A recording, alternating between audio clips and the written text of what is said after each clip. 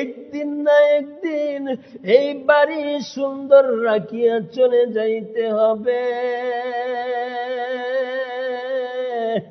এই বাড়ি তো তোমার বাড়ি না, বাড়িওয়ালা নাই রে বাড়ি,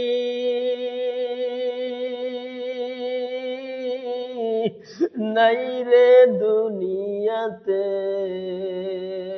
পড়েন, বাড়িওয়ালা নাই রে বাড়ি,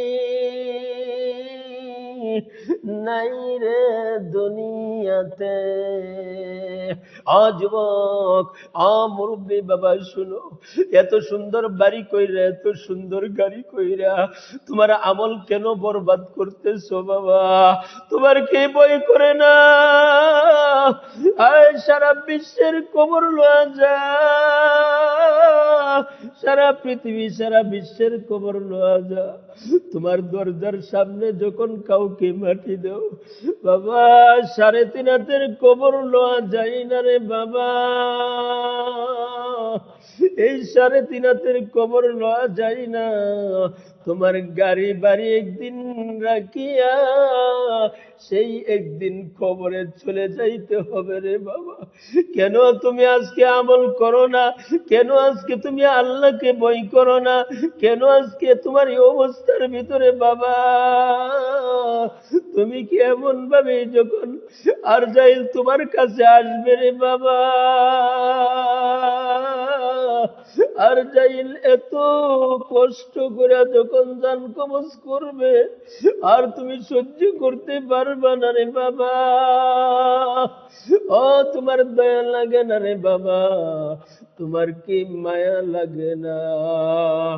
এমন একদিন এত সুন্দর এত বাড়ি রাখিয়া তোমার চলে যাইতে হবে, এত দুনিয়া সুন্দর।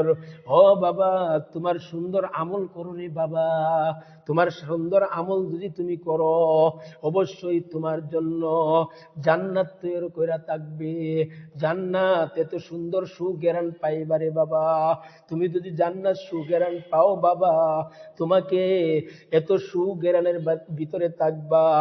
তুমি দুনিয়ার বাহাদুরি করছো, দুনিয়ার মধ্যে এত সুন্দর এত বাড়ি গাড়ি কইরে তুমি বাহাদুরি করছো রে বাবা। না বাবা, তুমি 3.5 হাত কবরের চিন্তা করো বাবা।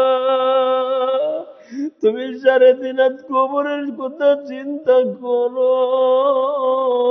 যদি তুমি মৃত্যু হয়ে যাও, তোমার ছেলে কাছে আসবে না, তোমার মেয়ে কাছে আসবে না, অল্প চোখের পানি পালবে রে বাবা।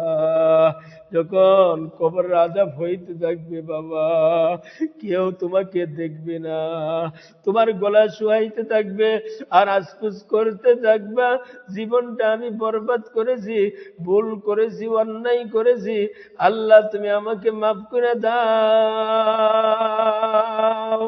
আল্লাহর কাছে তওবার করো, এখনো বাবা সময় আছে।